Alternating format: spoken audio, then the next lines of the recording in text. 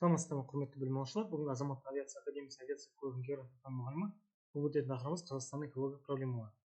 Қазақстанда өте осал табиғи орталар болып келеді. Республика аумағының негізінен жартылай шөлдерден тұрады. Каспий теңізі, Арал теңізі, Балқаш, Зайсан, Алакөл сияқты бірегей теңіз көлдері бар. Антропогендік жіктеудің нәтижесінде табиғи ортаның болашақ экономикалық әлеуметтік дамуына әсер етеді. Ауыл шаруашылық өндірісінің ауқымды жердің тозуы, ландшафттардың жайылып өтіп кетуі және елдің 60%-дан астамы шөлдердің ауыл шаруашылығына бейімдері бар. Және бұл топырақтың құнарлылығын төмендетуіне және мал және өсімдік шаруашылығының төмендеуіне алып келеді. Қазақстанда сонымен қатар жел және су эрозиясының нәтижесінде 40 жылдан астам уақыт бойы таза және тыңайған жерлерді игеру нәтижесінде 1,2 миллион тонна гумус жоғалған болады. Бұл өте үлкен қауіпті көрсеткіштердің бірі болып келеді. Енді қараңыздар, бұл жерде осы бір ұрпақтың көз алдында Арал теңізінің аумағы 2 есе азайған. Яғни айтатын болсақ, 1960 жылдан бастап 2003 және қазіргі уақытқа дейін 90% аумағы азайған. Яғни бұл үлкен әлемдегі адамзат тарихында болған ең үлкен экологиялық катастрофалардың бірі болып келеді. Соңынан егіншіліктің қарқынды және иррационалдық дамуы, сондай-ақ құрғақ климаттың жағдайларына, ағын суларын реттеу, оңтүстік аумақтарында Іле, Сырдария, Әмудария өзендерінің көбісінен су тапшылығына алып келген болады. Оның көбісі енді Сырдария, Әмудария өзенінің мақта егуге су мөлшері кетуіне байланысты Арал теңізінің азаюына алып келген болатын. Осындай тағдыр Балқаш көліне де күтілуі мүмкін. Себебі республикада жылына 100 шаршы аумағында су қажет болса, қолданыстағы қауіпсіздік аумағында 34,6 км құрайды. Ал халықтың жан басына шаққандағы судың қолжетімділігі бойынша Қазақстан модельдерінің ішіндегі соңғы орынға ие. Себебі біздің көптеген өзендердің көбісі шет ел аумақтардан келеді. Қайта өңдеу және энергетикалық кешендердің кәсіпорындардың көпшілігі зиянды шығындарға әсері, оның санының артуы және осы физикалық тозған технологияның жетілдірілген нәтижесінде 90 жылдардан бастап атмосферада шамамен 6 миллион тоннадан астам ластауыш заттарды жеткізілген болды. Сонымен қатар 50% жылу қуаты, 20% қара металлургия, 13% түсті металлургия, 4% химия және мұнай-химия құрайды.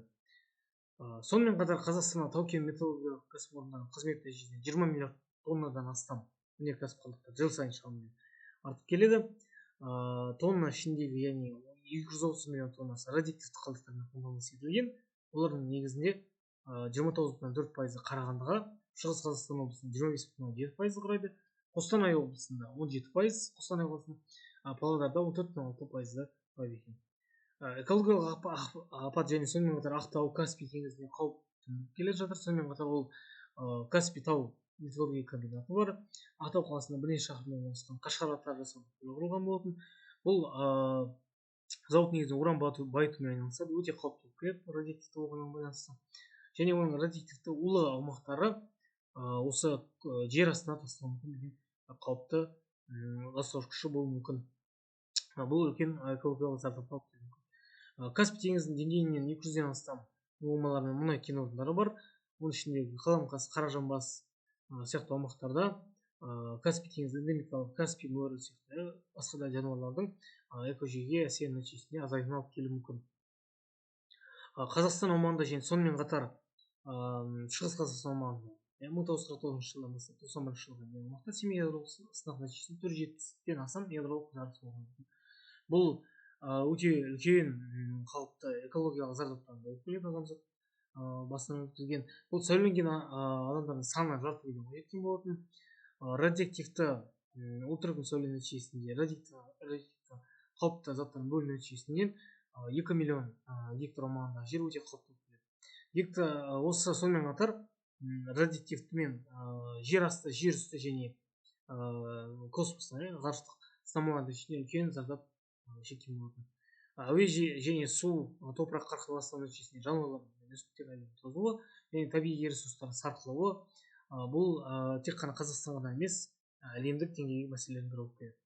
Оны шешу үшін экологиялық шығыстар Евразия орталық аймақтарына өте мүмкін. Себебі жерде 0,5 қана ақш долларын құрайды адам басына шаққанда. Бұл негізі кем дегенде 15-20 долларды қамтуға қажет. Себебі экологиялық мәселе тек бір мемлекетте ғана емес, бүкіл әлемді қамтитын үлкен құбылыстардың бірі.